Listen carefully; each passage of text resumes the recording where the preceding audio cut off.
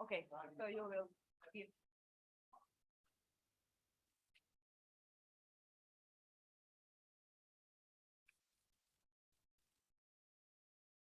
Also, by the way, this is the important information.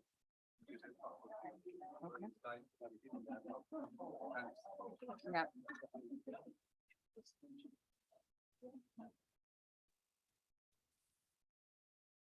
Now the Zoom is not showing everybody on the panel. The camera is not, it's not really showing everybody on the panel. On Zoom.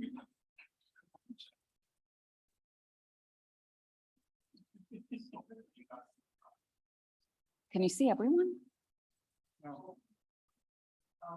Yes. Yes, okay. Yes, perfect. I can't see her on Zoom. I can't see. The virtual panelist, yeah. Yeah. But people on Zoom could see her. No?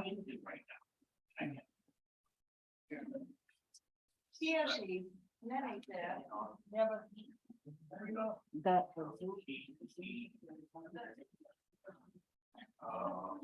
Yeah, so she. Okay. Yeah, it's your local. Shall we start? Yes. Yeah.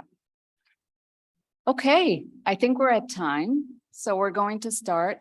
Hi, everyone. Thank you for joining. This is panel 5. We're in room G3. So I hope you're in the right place. If you're joining virtually, welcome.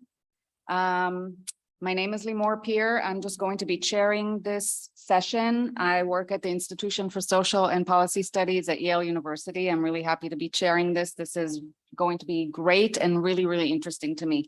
The session is on CESSDA Data Archives joint efforts to support journals in data sharing and reproducibility. We have panelists here from many places: Germany, Slovenia, Croatia, Switzerland, Greece, Finland. I may have forgotten something. I don't know. I just want to make a note that we'll have time for questions at certain points in the at the session, as well as at the end. Obviously, if you're in the room, you can raise your hand. If you're on Zoom, please enter your question into the chat on Zoom. That way we can make sure we see it. So I'm going to hand it off to Janez here, who is going to run the session and take us through. Thank you. Thank you, Limor, very much for introducing the session. And this is the title is on data documentation and reproducibility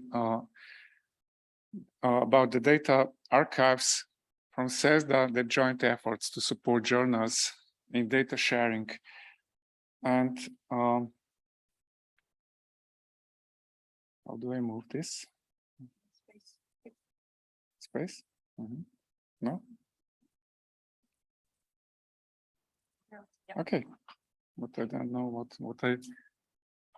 So Limor already explained that we have a special structure of this panel. So there will be 2 rounds of presentations, but one after another will present it, and there will be a break for questions after each round, and then at the end we warmly invite you to the discussion, because this is a common project for CESSDA, and we would like from the audience as much input as possible at this stage. And I would just like to introduce my colleagues who actually contributed to this presentation here in the order of how the presentations will be running. Here is Marijana Glavica from Croatia, and she collaborated with Irena Irena Kranjec, and also her colleague is here. Then Serafeim Alvanides, he's the lead of the project, and he's from GESIS. I don't need to mustn't forgot Helena Leksonen, who is also who cannot be present here, but she's also contributing to this project. And then Dimitra Kondili and her colleagues Nicholas Klimonos and Apostolos Linardis. And then there are colleagues from other organizations who didn't contribute to this panel, but they collaborate in the project. From Turkey, Bela Janki, Peter Hegedus; from Serbia, Jelena Banovic, and Sweden, yes, and Sweden is Iseles, yes, and my colleague Sonja Bezjak, we are from ADP from Slovenia, and Brian Kleiner with his colleagues Emil Morgan de Paul, they also are here. So I will just briefly now introduce the whole project, and then we will move to this panel. So we have two phases of the project. This is a typical CESSDA project where we have these small working groups and we collaborate there. And in 2020, we ran through an exercise where we assess the needs of the journals, and we made some interviews with editors, and we then organized some events where different stakeholders, journal editors, and service providers, and authors, and so on, they discussed different problems. And we also assess how CESSDA service providers, as we call us, how we respond to these needs that journals articulate, and that we found that it's needed. And we collected some structured information through a short survey, and also have this focus group discussion. So the results of those discussions and findings can be maybe summarized in few points. We discovered kind of CESSDA services, service providers, actually most of them, or some are new, but they have a model of services that actually fulfill most of the requirements of journals, in a sense of, that data acquisition standards, policies, and quality reviews that are very detailed and thorough, and also provide some of them flexible access options, and have very personal support for depositors of data.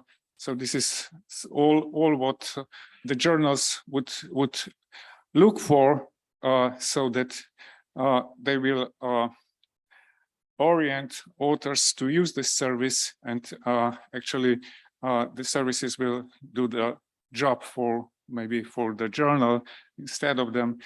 And also there is actually long tradition among CESSDA services and also other similar social science data archives about data citation, to require any user to cite the data. And also there are some new services that will be presented here that were introduced in recent years, just specifically to address the needs of the journals, like, I don't know, maybe this peer review or similar things that are maybe some specific requirements of certain journals.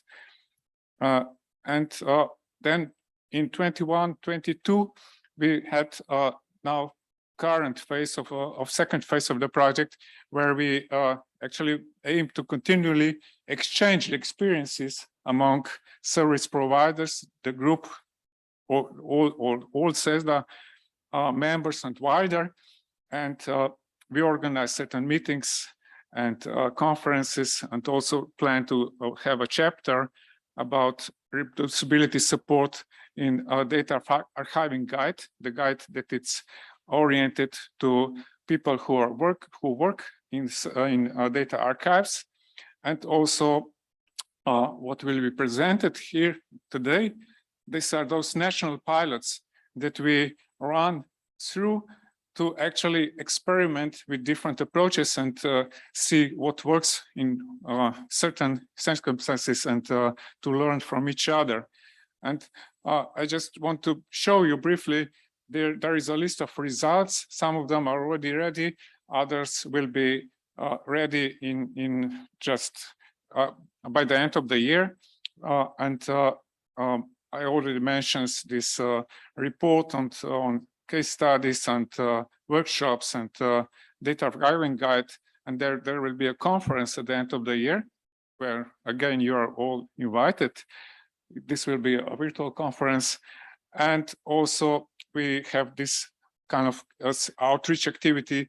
We want to promote the services that we offer to journals, both international journals, but also to the national journals. So there is an activity ongoing, and there is a CESSDA, on CESSDA webpage, there is a special place where the project is described and links to various activities, and we want to establish also this communication channel, so the mailing list and support for authors or editors and so on. So everything then will be joined in the final report. And now I just move to my colleagues to present their result. And now, Mariana Glavica, it's your turn. Yeah. Thank you, Janez. Thank you all for coming. So I'll try in few words to present the situation in Croatia and what we have done in cooperation with national journals. So the first maybe interesting thing for Croatia is that now for a long time, Croatian national journals are available in open access, and there is this portal of Croatian journals called Hrčak. It's a hamster where so majority of journals can be read completely openly. So this is a good background for what we are trying to do now, and this is introducing data sharing policy. But we have done a small analysis in 2019 of journal policy documents like instructions for authors, and we discovered that these data sharing policies were non-existent, and sometimes journals were mentioning that data should be available upon request because of the review from other researchers, and some journals did mention reproducibility, the importance of reproducibility or verification of results, but no explicit data sharing policies in any of the journals. So we have made this analysis, and we presented these results like raising awareness activity on one conference, which gathers editors of national journals. And then during the first phase of CESSDA Journals outreach activities, we had the chance to interview a few journal editors-in-chiefs, and just to raise these issues about data sharing. And where we are now, we are slowly progressing. So right now, one of these journals with which we had this interview introduced the first open science policy. So it's a bit broader than just data sharing policy. It is still not formulated in instructions for authors. It's just expressed in editorial of the, not the latest, but the issue before, the last issue of the 2021.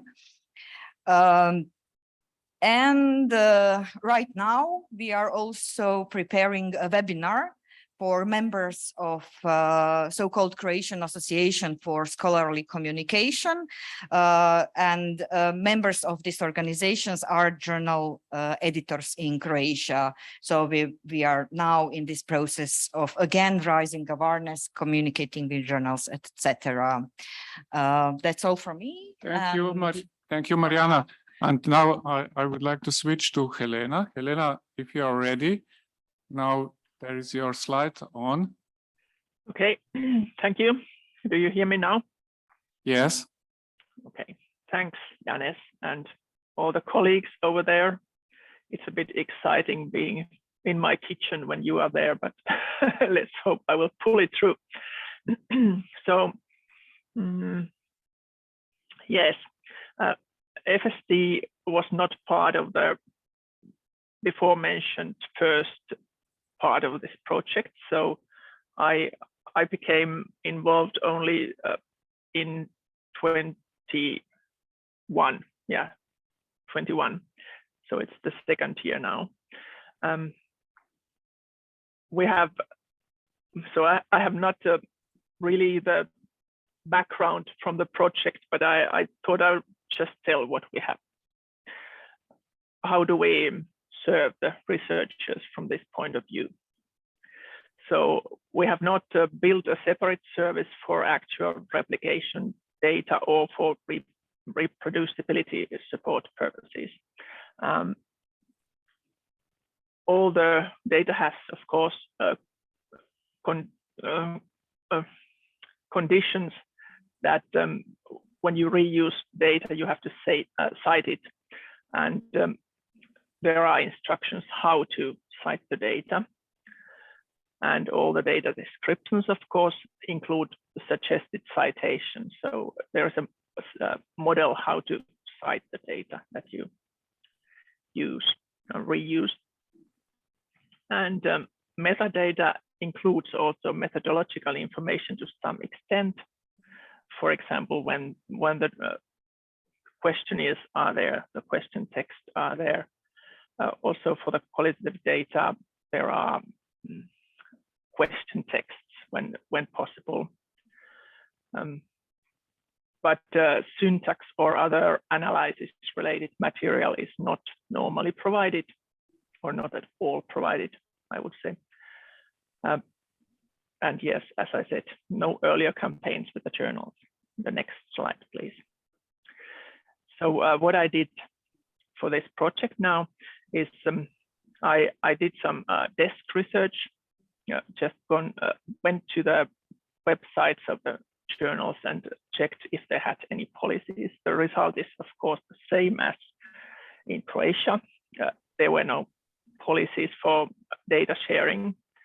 I contacted 9 social sciences and humanities journals and had some interviews or email kind of interviews, sending them questions and getting back answers. So 4 of them answered to me in one way or another. Also, some other journal editors told that this is important. They will look into this, but they never came back with anything. So I will bother them again with these questions, I think. With the 4 journals, it was agreed that they will add examples of data citation to the instructions to writers. And some consider if they add recommendation for archiving. So there is no recommendation for data sharing at the moment, in these journals at least.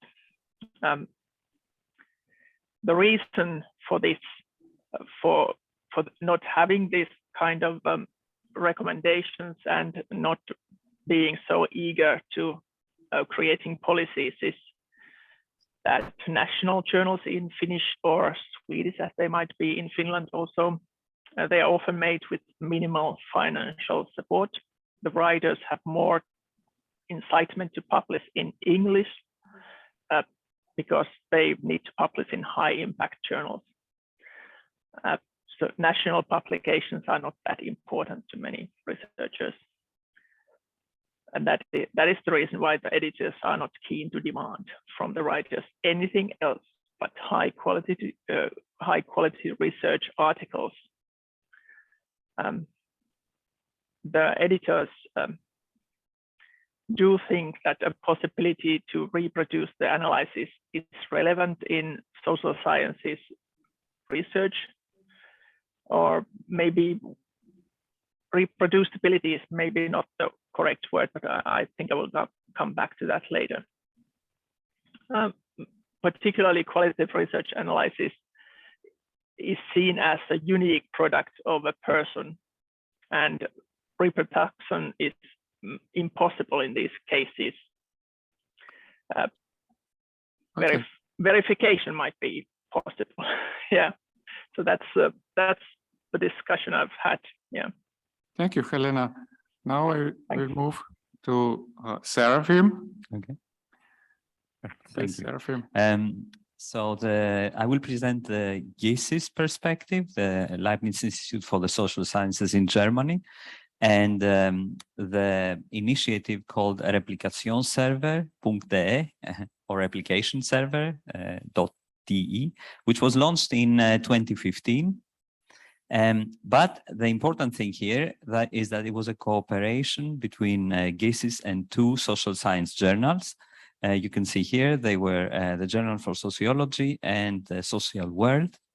And the important thing here is that before or in the process of launching this server, there were extensive discussions with the journals and collaboration in terms of the policies, the guidelines, and the workflows. Currently, there's a third journal on board, which has only published a handful of replication packages. And up to May 2022, we have 57 of these packages already published, and they are linked to articles through DOI, and they also include code and supplements, etc. 3 more journals are being in the process of various stages of discussion or implementation.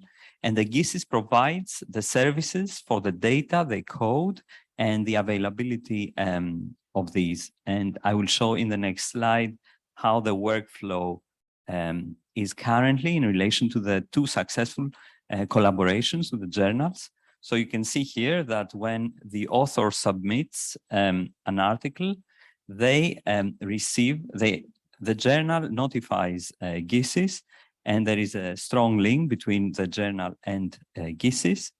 The next stage is that the author also submits the various data sets and code, etc. And at the third stage, and this is crucial, there is a continuous communication between GESIS and the journal in terms of at what stage the article is in the review and in the acceptance process. Once the article is accepted, then a final check takes place. The DOI is finalized, and the article is published, and the data are also finalized in relation to the article. Right. So now, Dimitra, as we can see, there are different arrangements in different countries with the journals and publishers that we actually collaborate, and usually there is some connection, like institutional or personal or some other, but this is something that we can easily establish, this first collaboration. Later on, we can build on this experience. So Dimitra, please. Yeah, it's like Europe, this experiment. Different background. So what we did in Southern and Greece, we tried to make aware the publishers of the necessity to replicate and to have this kind of collaboration with our repository. So we were quite successful, and we submitted. They submitted some data provided by the articles to the repository, and here it is in the next slide. So we have, and we are quite glad, the oldest journal for social sciences in Greece, another philosophical oriented journal, and one of the biggest publishers in Greece.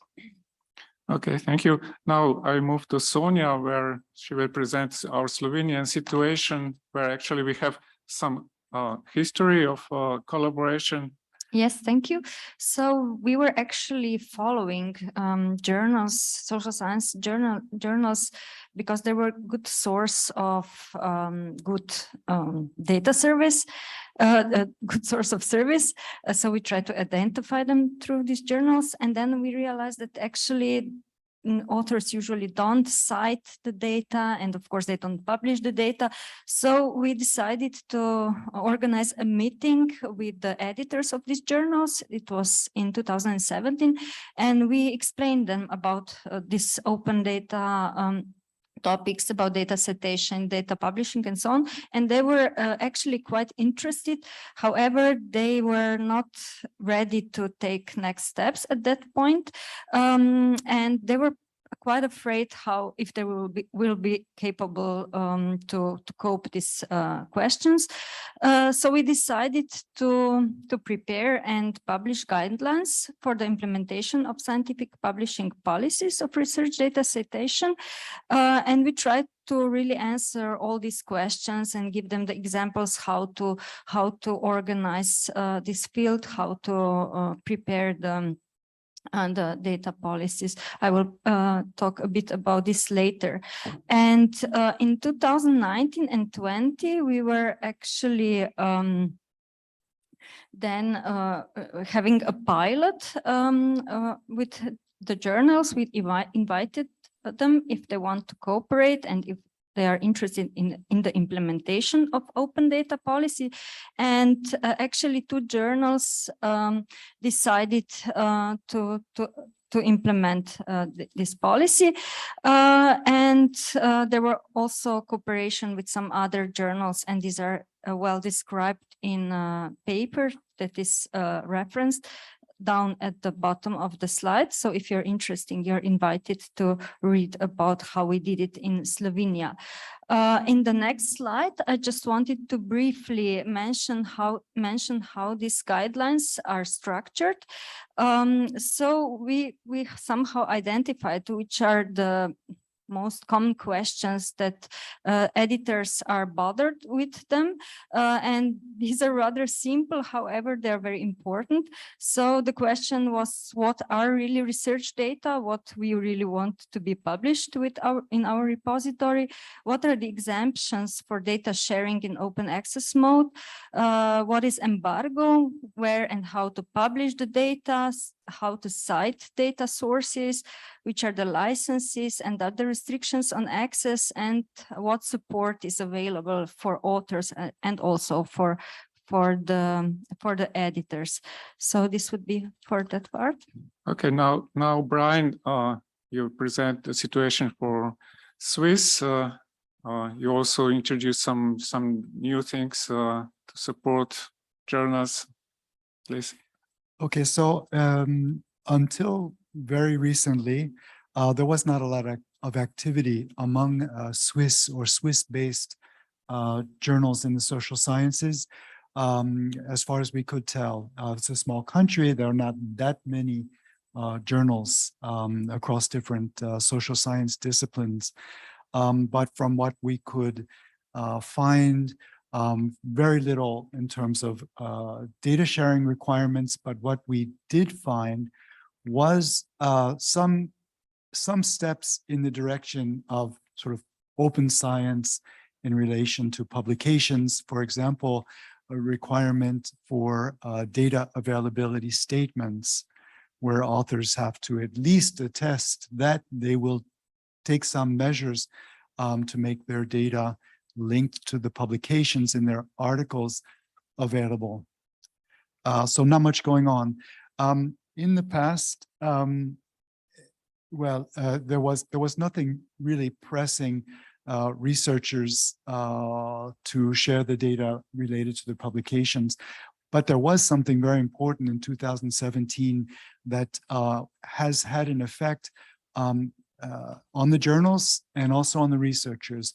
And that is that the main science funder in Switzerland, the Swiss National Science Foundation, changed its policy to require that all of the researchers that are funded through grants, through their organization, must share the data that are used in publications specifically. So it's not the general data sharing requirement, it's specifically that they have to share the data that are used in publications. So that was an important change in the policy of the main science funder. Can you go to the next slide, Janez? Which has had an impact. And so what we have seen is that some of the journal editors now are more focused on data sharing because they're oriented towards this policy from the Swiss National Science Foundation. And the researchers, of course, as well. So they know that they have to at least share these data linked to their publications. So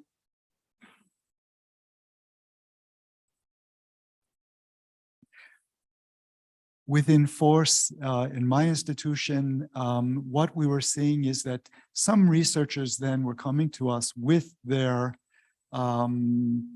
replication materials and the data that they're using in their publications, because they're starting to be concerned about this requirement from the funder.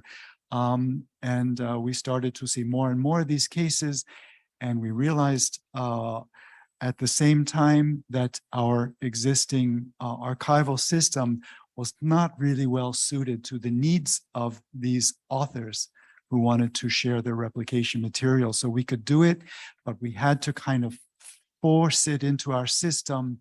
Wasn't really working or appropriate. And so we decided to go ahead and develop a pilot service for such cases where researchers could come to us and deposit and share their replication materials under certain conditions. Our idea was that it should be very light, it should be open in the sense that there's no need for registration in order to access any materials that are deposited into our system. A very simple workflow, minimal control. So something is very different from what we usually do with full data that come to our archive. And of course, we would do minimum things like attribute DOIs and give some support to these researchers and authors who would publish into our system. In addition to setting up this new system, which we call SubReplica, we initiated some pilot collaborations with several Swiss journals. So we wanted to see how we could support a few of these journals and maybe attract some of the authors who are publishing in those journals to use our new service. And so we have now started a collaboration with the Swiss Political Science Review and the Swiss Journal of Economics and Statistics. So two different disciplines, and then we're looking into at least having another pilot in the near future in psychology. We haven't gone that far so far. We've sort of established the ground rules of these collaborations with these two journals, which means that they have agreed to direct their authors to our service. So hopefully we will start to receive some submissions from those journals. And we've agreed with those editors that we would sort of stay in touch with them. We would be supporting their authors. We would be helping them to develop further their policies with respect to data sharing, and that we would be responsive to their needs in terms of any adjustments that would be interesting within our web-based tool. Thank you to all the presenters for this first round. And now we already have a place where you can pose a question, both online and offline audience. And we can see this diversity of country context and approaches already. Is there any question? For this, maybe a clarification or a comment or anything for this first round?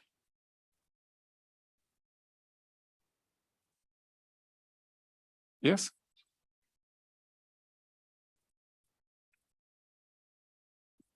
I have just a short question on your general opinion on researchers' attitude when it comes to describing data with rich metadata. Because as I have understood, I mean, in most of these cases, it's something we talk about like a quick description of data just in order to get a, I don't know, persistent identifier DOI. So do you think that the general attitude of researchers is that they want to skip, I don't know, some more delicate processes of description of data, or you would say that there is an increasing interest to share their data with more rich metadata and interest in further, I don't know, sharing of data with better metadata in the future? What would you say? Well, Yeah, Dimitri, any would of you like to comment?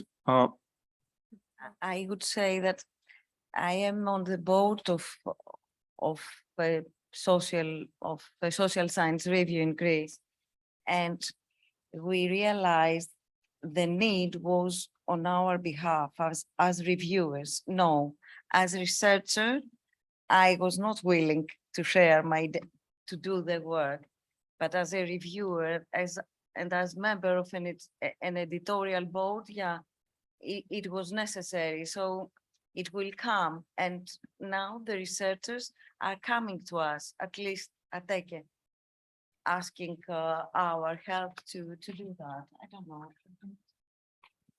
Maybe I can add a few words about experiences from a small country and from a country where there are no other incentives for researchers to share their data except this requirement from journals, and not even from national journals, but from international journals. So so our service is very new, so we went in this direction to offer this service for so-called replication data or data connected with journals, because yeah, there is no this data sharing culture in general. There is no this data sharing culture to share a huge data set, national study set, etc.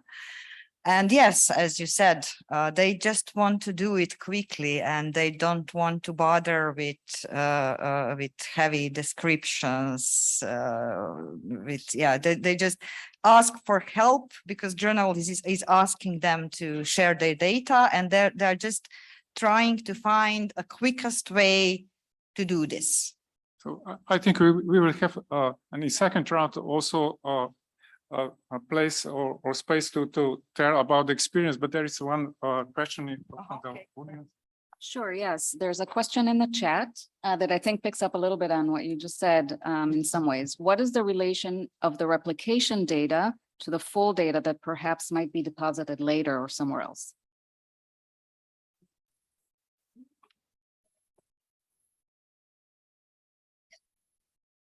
Thank you. That's a very good question. Actually, we have contemplated it extensively. In relation to the GESIS service, the replication data set is the one used for the publication, for the article.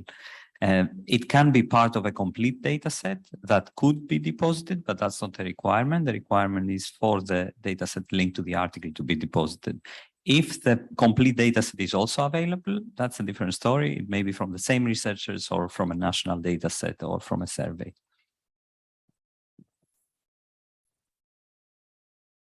Yeah, so the relationship between a replication data set and a full data set, these are very different things, different purposes. So a full data set would be shared and made available to an archive for secondary analyses, to address maybe other research questions, whereas replication data set is really to reproduce confirm the findings within an article. And okay, an archive could put them all together into the same system.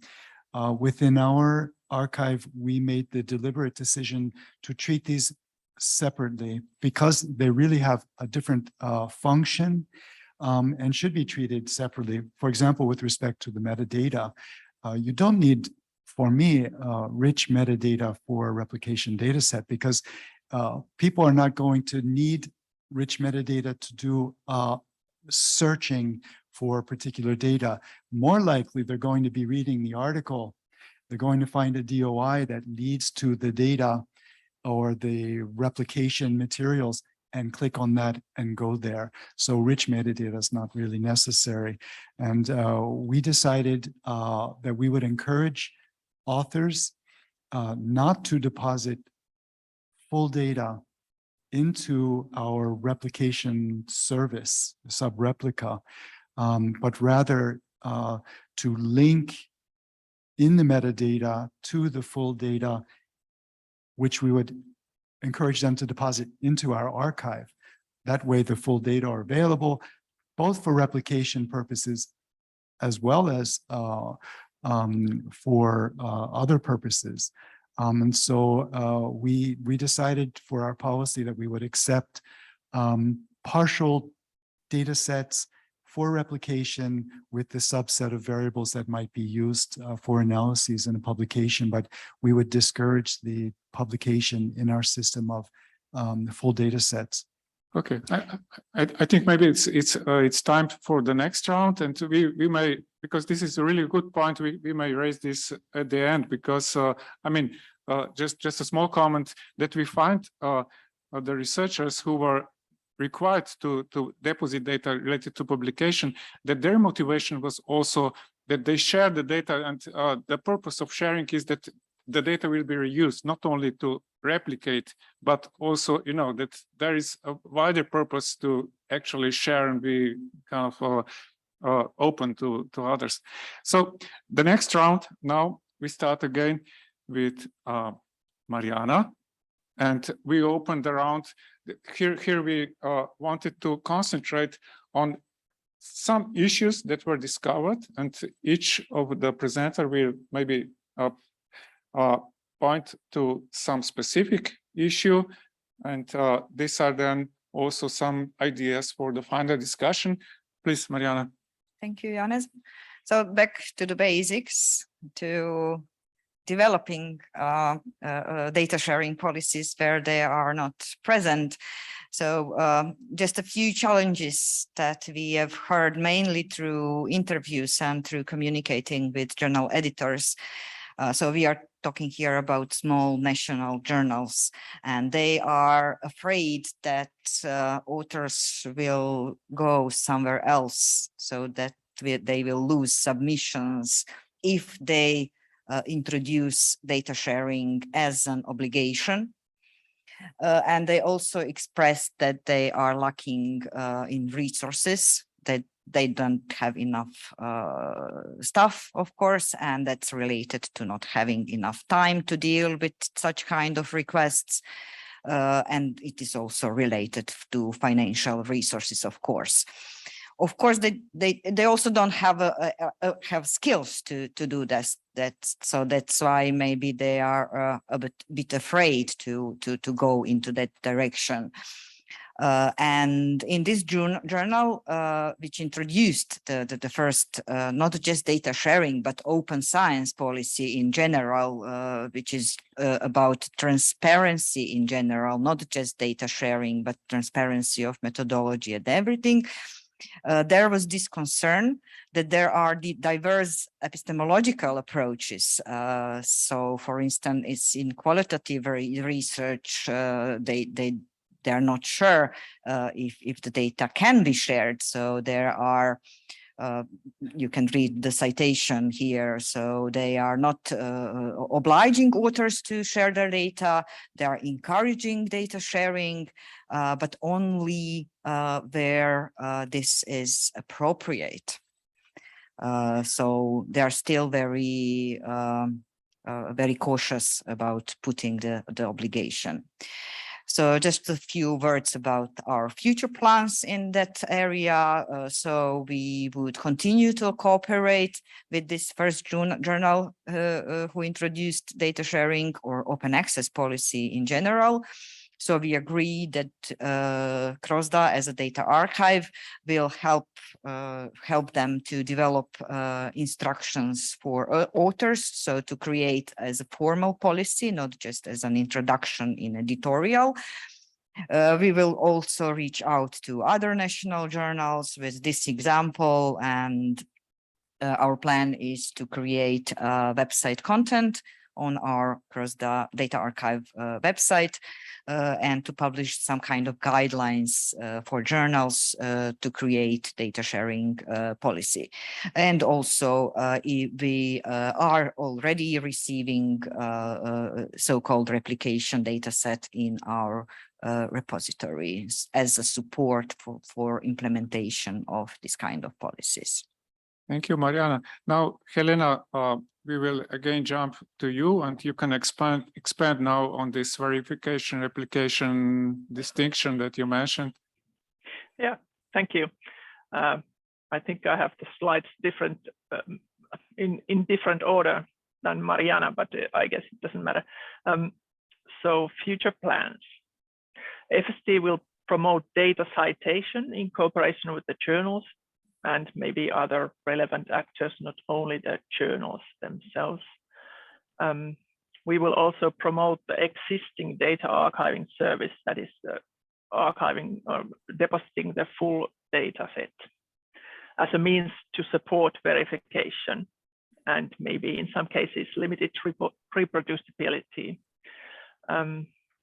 We also consider possibilities to support sharing of other types of materials to increase transparency, but currently we don't have this service, and we did apply for funding, which we did not. We were not successful with that application. So let's see whether we go there again or remodify or modify the application. Okay, and then challenges and advantages.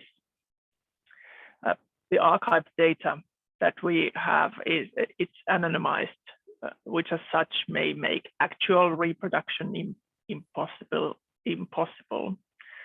It does not hinder verification when the anonymization is made so that we think of the possibility of verification of the applications. FSD will promote resources which help researchers to share their data legally and fairly.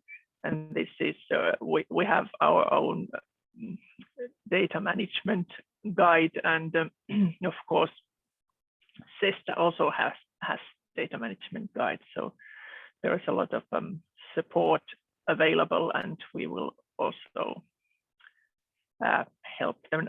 Otherwise, I think this approach catches two flies with one hit, but it's more reuse oriented.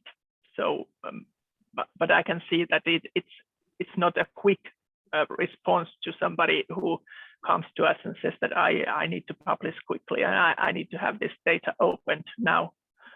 It doesn't answer to that. It takes time, normally a bit at least, to get it through the archiving process.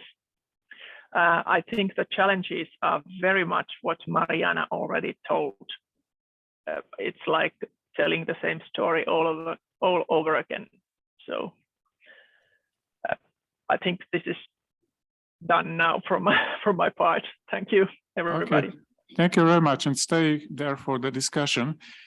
And now, Serafeim, you also have some positive and negative experience. Yes. So I mentioned earlier 3 journals that we are collaborating with. Here I'm focusing on one of the 3 journals, the Journal for Sociology. And you can see here that this collaboration was established in 2015, but since 2016, it was compulsory for articles published with quantitative data to deposit their data sets with a repository, and GESIS was recommended, most of them followed the recommendation and they contacted us. And in 2019, my colleague Jonas Reker, with the editor of the journal, published a very nice editorial analyzing what sort of publications and data sets were published from the journal. And you can see there the reference, unfortunately only in German, but also the data set is available for you to play with it if you wish.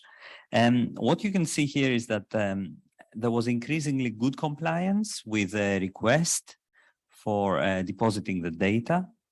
And the articles and the data were downloaded more than 8 times, for example, back in 2019 when we did this analysis, and there was no effect or no negative effect to the journal. In fact, the journal has increased its impact factor more recently. Only a couple of days ago, I did a search myself and I found that 39 articles have been published. You can see here something interesting. 23 are free access. So you can go then download the data without any permission, but 15 of them are restricted access. So you need permission from the authors in order to download and analyze the data. And this is an interesting thing I will pick up later.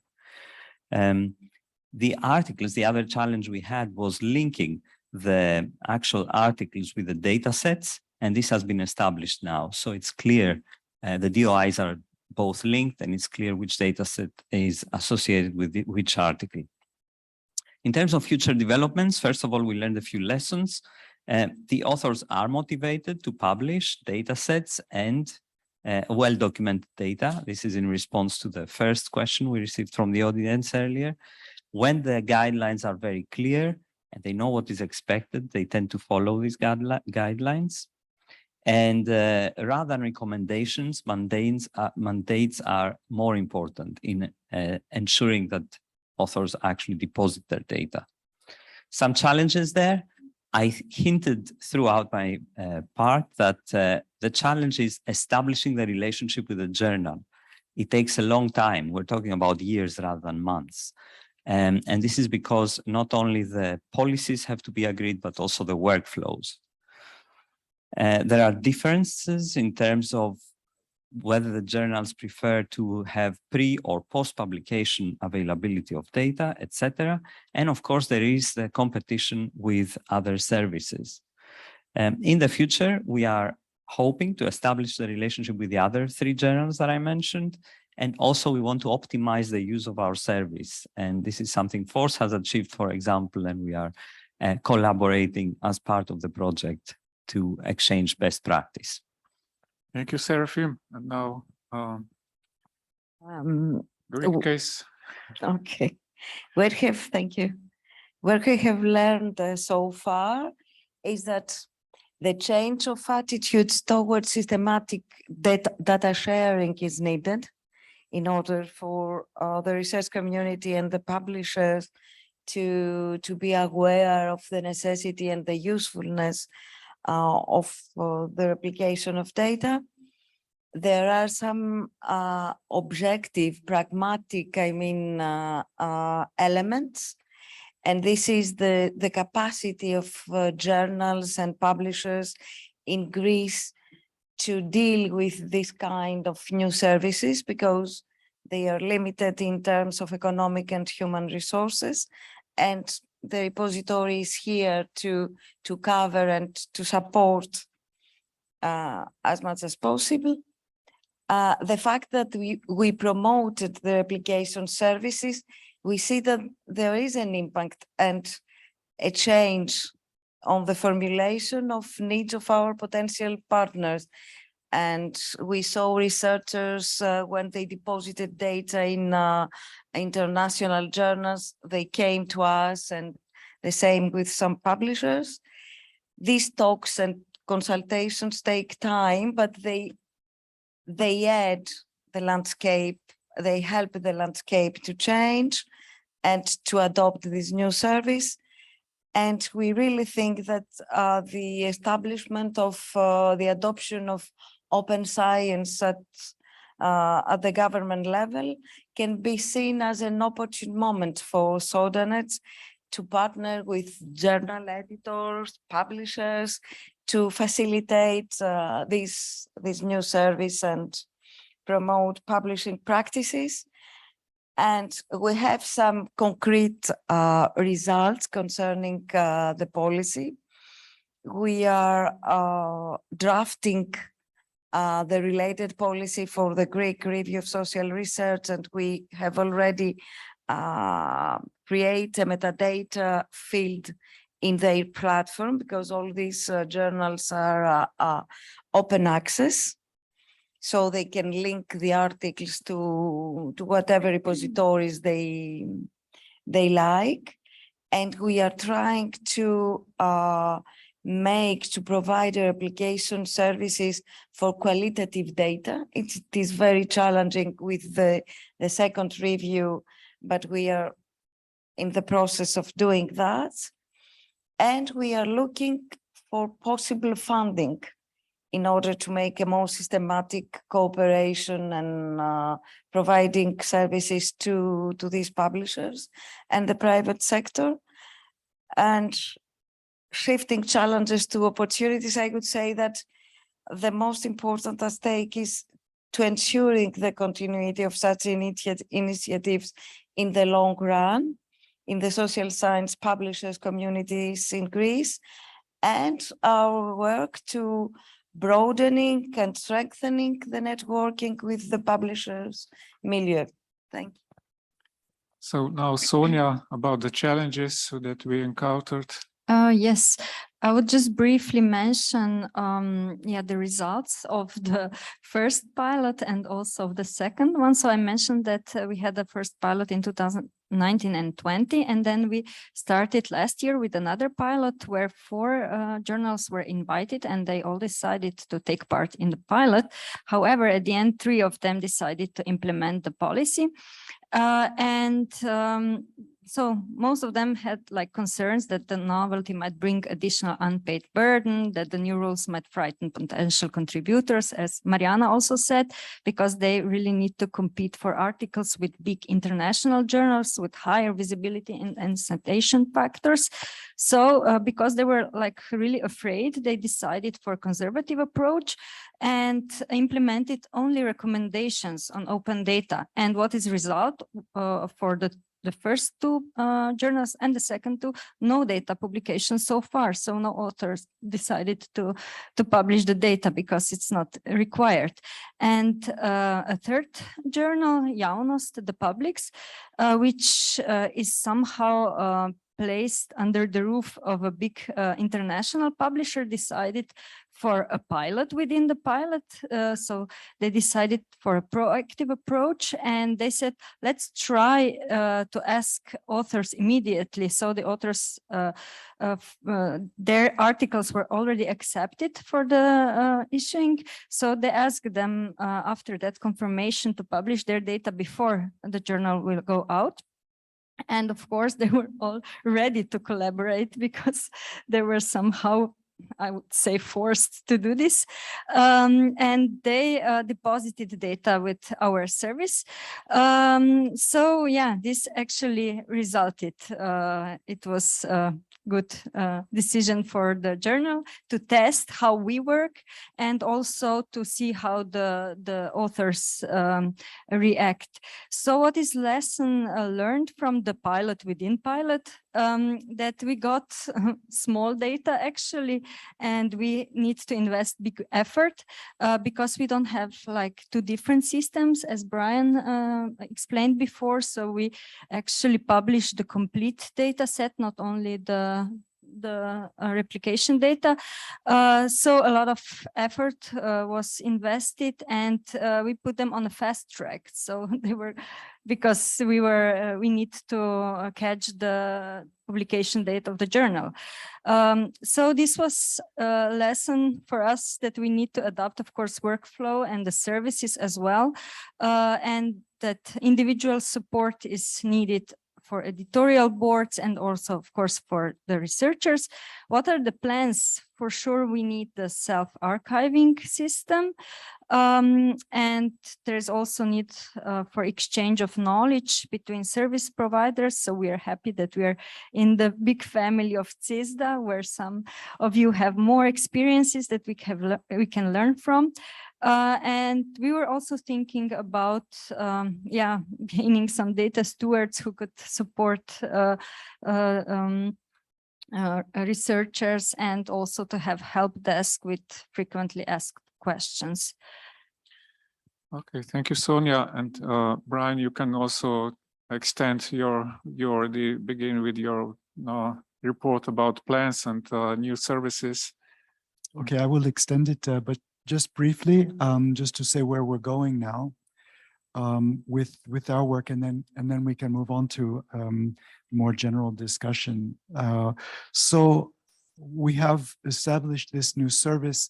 It's a pilot to see where it goes. We didn't invest too much effort into it because, well, we don't know how successful it will be. We don't know how much demand there will be or submissions from authors. So we will wait and see. We will promote now this service within Switzerland as broadly as possible. And we'll let the journals too know within Switzerland that they can direct authors to our service. So we'll do what we can to get people to come and use it, and we'll see if there's enough interest and we feel that there's real potential. Then what we would like to do is make some important enhancements to the system.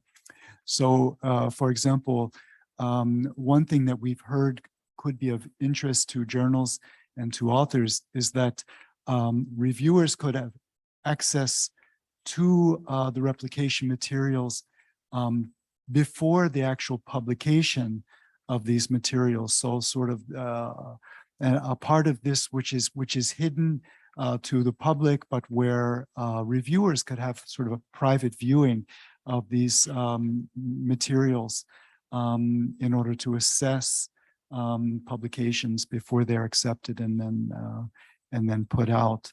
Another example is like versioning, for example. So we might make some improvements, and ideally what we'd like to do is if we think that this has real potential, to integrate this into our larger system, although keeping a separation between the different workflows, but at least making it so that researchers go to one place to do whatever they need to do, deposit a replication set, or deposit their full data, but still have different workflows. And then we'll continue our collaborations with the Swiss journals and hopefully expand to others, and continue to support the authors of those journals with more like written guidance and personalized support. Thank you, Brian. I don't know, Limor, would you like to post? I see that there is a question in the chat.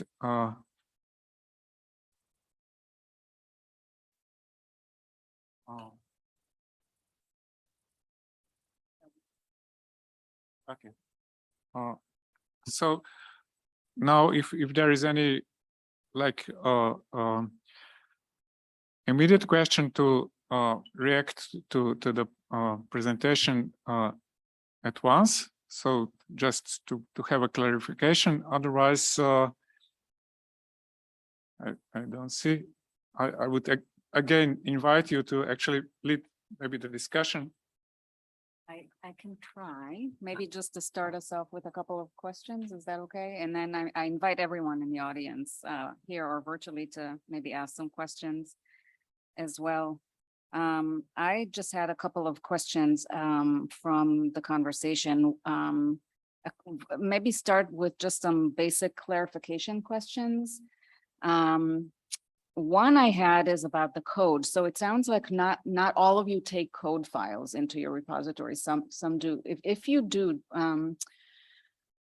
you have special metadata for the code, special treatment of these kind of files, the syntax files? Is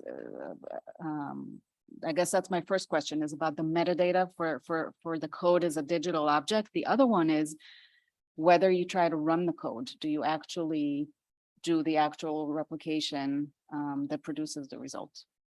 No and no. It's light and easy because we don't have the resources Yeah. to check and run the code to make sure it's working, to insist that there are metadata for the files themselves. So we haven't so far done this, but of course, in the ideal world, that would be done.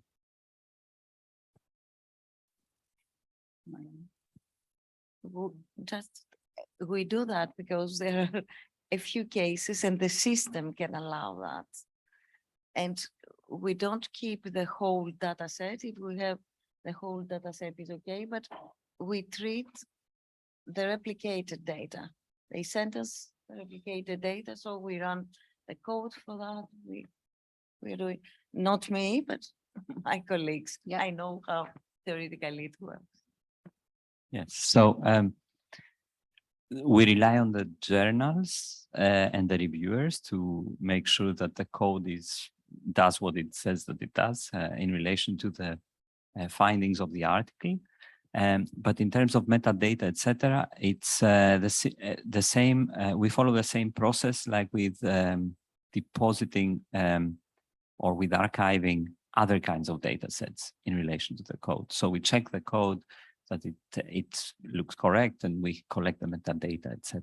But we do not test exclusively if it replicates the results, for example, for the journals. Mhm.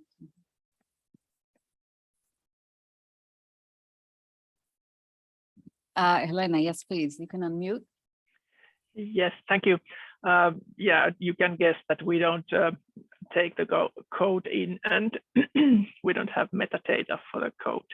But similarly to our colleagues in Germany and also in Switzerland, I think we do not, or well, maybe it's, I don't think it's really our job to do the replication or reproduction. It's more to the academic community, to the reviewers and so on. So that may be one reason why, even if we did start taking code in and having metadata and so on, we would probably not run the code to check whether it does what it's supposed to be doing. And I would just add that we would like to do this, especially inspired by your workshop that you had the first day of the conference. Yeah, so it was really amazing. I now switch him to you because I will talk about this with my colleagues, what they are doing here. It's a colleague from Cornell University, and I'm sorry, I forgot from which institution. A Yeah. small one in Connecticut. Yeah, so this is something to look up for the future. But yes, in Croatia, as I said, we are just at the basic, really beginnings and trying to cooperate with national journals on the level of just introducing any kind of encouragement for authors to share their data. So we are far away from that. Maybe I just a comment that, well, we occasionally have some code mainly for like indexes that are produced on the data that we actually store in the DDI related material. And there is a limited set of metadata there. But actually we promoted also in one of the workshop for mainly economics that do in the environment of, safe data environment to actually share the code instead of sharing data because they cannot share it. And this was something that we maybe will expand in the future in this self-archiving system to actually make this flexibility regarding data objects and so on. There is a comment in the chat. I think it's following up on Serafeim's comment on GESIS from Jonas Recker. He said he can add for GESIS, our curator will run code if the data on which it runs is accessible. This is to check whether it runs without error, not to replicate results. So yeah, I think that's basically the consensus. If you run the code, it runs that way. Are there questions in the room? Other questions on the chat? I know that we have people attending virtually too who do this sort of work. So I invite anyone to chime in? Because if not, I'll continue. I have more questions, so. All right, maybe I can just, I'm really interested in where this work is located, the labor of doing this kind of work of verification and reproducibility and quality checking.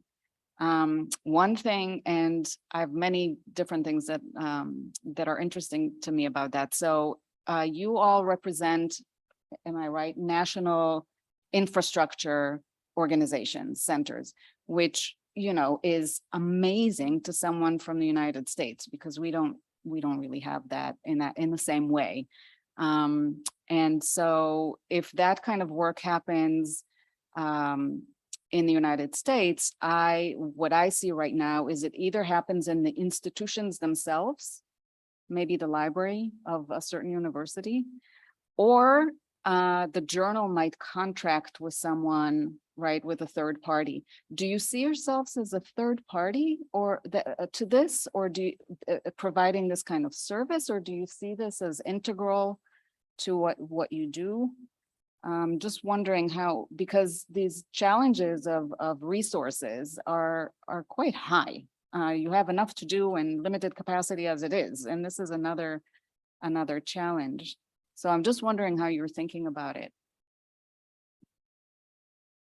Yes, one thing is what you want to do and what you think that the national infrastructure should do. But of course, then you don't have resources if everything is financed publicly. And so you have to make a really huge, big argument that you're also doing this. So yeah, we really don't have much experiences, so it helps. Okay, so Yeah, very quickly, yes. This is I would say in a way, in addition to what we normally do, but at the same time, because it's depositing data for public use, it is part of what we are expected to do. And there is this conundrum, how much do you push forward these kind of services, given that they will generate additional workload? Mhm. And if funding can materialize from other sources, for example, to cover these kind of initiatives. Yeah. So it's a kind of chicken and egg situation. You demonstrate that it works so that you can attract further funding, but it is part of the core business up to a certain extent. Maybe I also comment on this, as maybe following Helena, she already said that there is this concept of verification more attractive maybe to this overall role of National Data Archive than maybe this replication more narrow concept, in a sense that it covers maybe more of the variety of users or customers of the service. But I think this is also, we discussed this before, that the idea of having a strict replication service and a dedicated review and checking and so on is something that we may try to build under the CESSDA umbrella as someone to do this for all. I mean, because we have this journal's audience are also international in all respect. And so it's a bit different. We are not serving one journal and not only one nation, but actually broader. Yeah, so just to follow up on that, so the network aspect of CESSDA, right? So it was mentioned the knowledge exchange is a big benefit. It's definitely a pro. Learning from each other. You know, when you do an analysis of your own country and you come to certain conclusions, it helps you to orient how you are doing relative to someone else who might be farther along in the process. So I think that's really great. And I'm thinking of kind of in this space, there are other models for networks. I'm thinking specifically of the data curation network. I think it's primarily in the US, Sophia might know, Canada too. And I think that they started in universities, but I think that they also have a publisher now or a repository.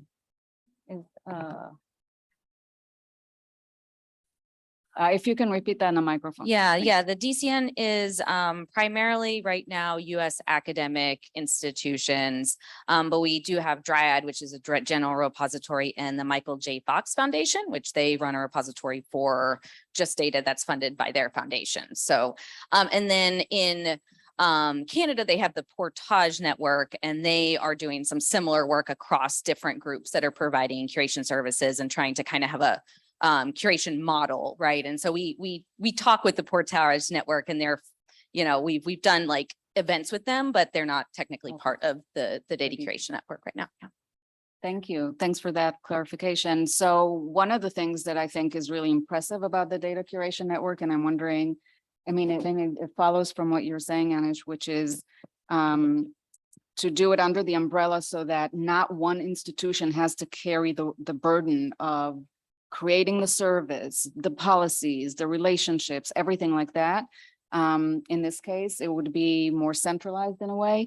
What the DCN is doing, I believe, from my understanding, is that someone in an institution who might be charged with doing the data curation and doesn't have either the capacity or the expertise to do it, they can tap someone in the network to do it for them. And there's kind of like a quid pro quo in a way, like I'll do it for you this time, or maybe you know this kind of data, you've seen it many times before and I haven't, and next time I'll do it for you. So I'm wondering if that has come up and what your thoughts on that are.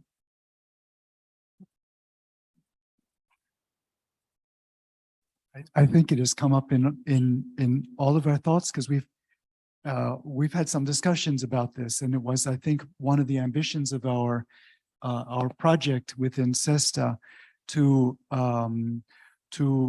envision the sort of collaboration across our institutions, our service providers, so that we can profit from certain synergies and knowledge sharing, and even sharing and distributing the work, given that journals don't really know borders so much.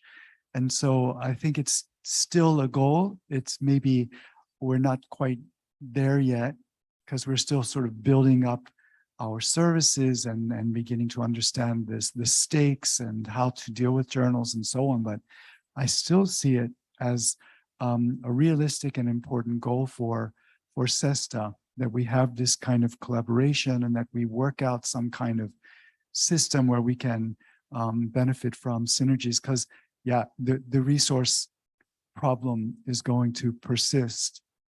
Even if we agree that this is part of our mission as national infrastructures to play this kind of role in relation to journals, we need to still do it in a realistic way, and it's not easy. And so if we can work together, I think we can get a bit further.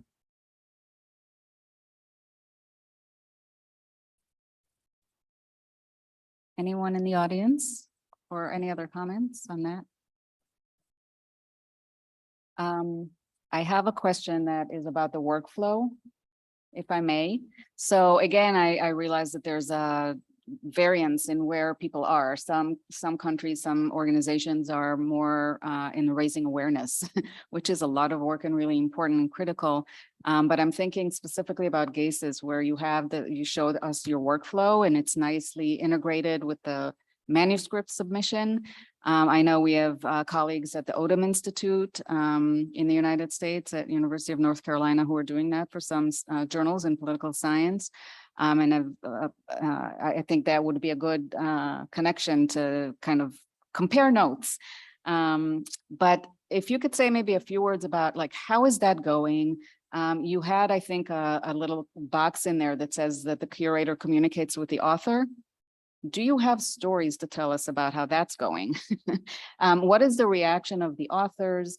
So I guess I'm a little less interested right now in the like technical integration of how it all works, but more like the workflow and the communication aspect. Yeah. So so some of this has been reported in the editorial that we published that I mentioned earlier in German, and more about the statistical side and the compliance of the authors. and less so in terms of anecdotes, etc. My colleague Jonas Recker, who also made a comment, is the one mostly in touch with the journals and the authors themselves. But so far, the experience, as far as I'm concerned, has been quite positive, and because it falls under this, because to a certain extent, it falls under the way that we treat normal data depositing with GESIS and the kind of communication channels we have established with the researchers. So we follow them roughly the same way. And the extra communication is with the journal and the back and forth to make sure that depending on the policy we have put in place, the data is not published before the journal article or after, etc. But as far as I know, there has been no major issues or anything, and we reported that increasingly the authors are complying with the requirements of the journals themselves.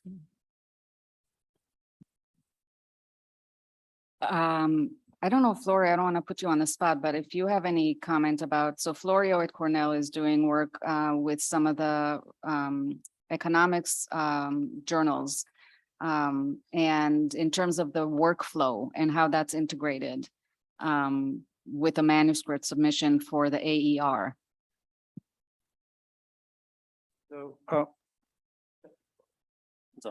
So with regards to the economics journal, there will be some extra work that has to be done. Very, I would say, stringent in terms of making sure that the code actually works. At the same time that every element in your manuscript is actually accounted for by the code. Like, for example, the in-text numbers, the tables, the figures, even the data that they should be cited. So all of that has to be accounted for by the code. It has to be executed by a data reviewer like myself. They have other data reviewers. I'm just, sometimes they give me some studies to replicate. So in terms of the process, they will share with you the materials, you report back your findings, and then they will publish. Correct. They have this if everything template. checks out. Yes, they have this template that they have to follow. Yeah. It's an accepted paper usually, and it's a condition for publication. The data has to be shared and the code. It has to be reviewed. Everything should run. There should be no errors. So we have to file a report and then submit it back to the data editor. There's no communication between the direct communication with the reviewer and the authors. It has to go through the data editor. Thank you. I know we're reaching the end of the time. I just want to make a comment, which is that I'm really inspired by your goals and by the work that you're doing. I am a longtime believer that repositories have those responsibilities, repositories and archives, whether they're national, general, domain, doesn't really matter. If you're accepting the materials, I see it as the stewardship responsibility of the organization to check for the quality. And the fact that you are positioned as a national institution, I think, makes you more central, more visible, as opposed to some other more commercial repositories or institutional repositories or smaller. But I think that you could set an example, and you are setting an example by doing this project, that this is something important and should be prioritized. So, yay. So Janez, if you wanted to wrap up. Actually, your comment wrapped up perfectly. So we will just probably move into another room and make a reflection of today's discussions and our own thoughts, and hopefully we will actually succeed in this endeavor. Thank you for leading us.